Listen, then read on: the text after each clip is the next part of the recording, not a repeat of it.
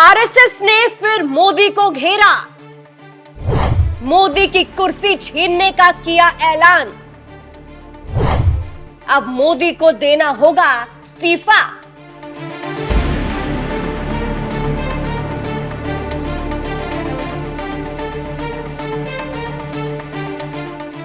लोकसभा चुनाव के बाद से मोदी के खुद के दिन बुरे चल रहे हैं। वो जनता के अच्छे दिन कहां से लाएंगे? ऊपर से उन्हें आरएसएस के अंदर काम करना पड़ रहा है क्योंकि ये उनकी मजबूरी है। वो बिना आरएसएस की मदद के आगे नहीं बढ़ सकते। लेकिन अब क्या बात आगे बढ़ चुकी है? क्योंकि आरएसएस ने मोदी को लेकर जो कहा है उसके बाद से कहा जा रहा है कि अब तो आरएसएस मोदी से इस्तीफा ही लेगी। अब देखिए, लोकसभा चुनाव के वक्त बीजेपी अध्यक्ष जेपी नड्डा ने बहुत बड़ा बयान दिया था। उन्होंने कहा था कि पार्टी अब सक्षम है और अब उसे अपने वैचारिक आरएसएस के प्रचार की जरूरत नहीं है। लेकिन ये बयान गलत तब साबित हुआ जब चुनाव में बीजेपी को बड़ा झटका लगा। सरकार तो बनी लेकिन बैसाखी के सहारे। लेकिन जब हरियाणा में विधानसभा चुनाव हुआ और आरएसएस ने बीजेपी के लिए प्रचार करके उसे तब जीत दिलाई जब पार्टी को खुद भी भरोसा नहीं था, तब बीजेपी को अच्छे से ये एहसास हो गया कि आरएसएस के बिना बीजेपी जीत नहीं सकती और भाजपा को अभी भी चुनावों के दौरान अपने वैचारिक मार्गदर्शक की बहुत जरूरत है। आरएसएस ने फिर मोदी को घेरा।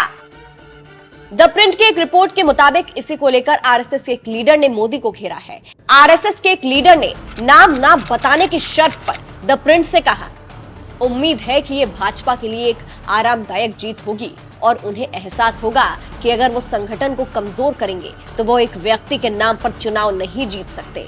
आगे उन्होंने कहा, एक तरह से मोदी के बाद भाजपा की पहली जीत है और ऐसा इसलिए है क्योंकि ध्यान संगठन पर था, ना कि एक व्यक्ति पर। भाजपा हमेशा से ही कैडर आधारित पार्टी रही है। अक्सर भाजपा का कैडर आरएसएस के सदस्यों से ही बना होता है। लोकसभा चुनाव में भी पार्टी अपने कैडर की बात नहीं सुन रही थी, जिसका खामियाजा उसे भुगतना पड़ा। अब लगता है कि उसे सबक मिल गया है।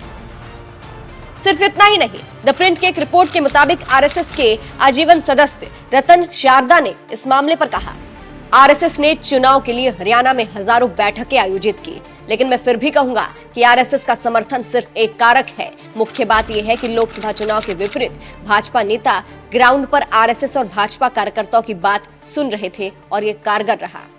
आगे उन्होंने कहा, दिक्कत ये थी कि भाजपा के मध्यम स्तर के नेता जो 2024 के आसपास शामिल हुए थे, उन्हें लगा कि ग्राउंड पर काम किए बिना प्रधानमंत्री के नाम पर या सोशल मीडिया के जरिए वोट हासिल किए जा सकते हैं। इन नेताओं को इस बात की कोई समझ नहीं थी कि पार्टी को खड़ा करने के लिए किस तरह की जमीनी मेहनत की गई है।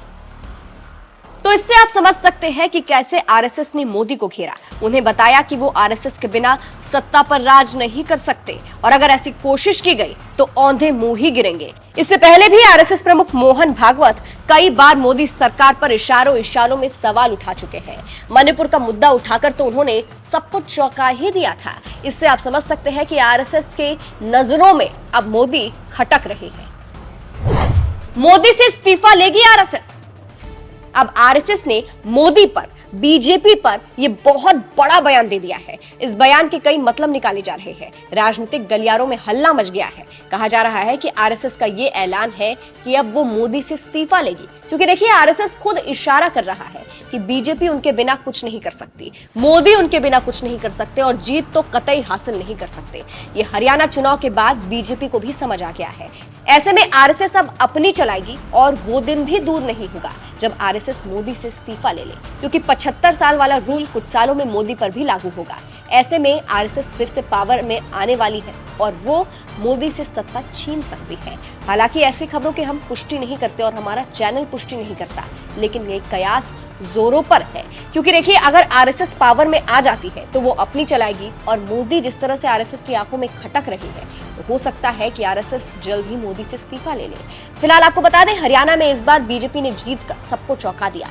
कहा गया कि आरएसएस की कड़ी मेहनत का ही ये नतीजा था। आरएसएस ने हरियाणा में भाजपा के लिए प्रचार करने में कोई कसर नहीं छोड़ी। ऐसे में आरएसएस ने अपनी वैल्यू बीजेपी को समझा दी है। इस खबर पर आप क्या कहेंगे? क्या आपको लगता है कि आरएसएस अब मोदी पर बड़ा एक्शन लेगी? कमेंट करके अपनी राय जरूर बताइएगा।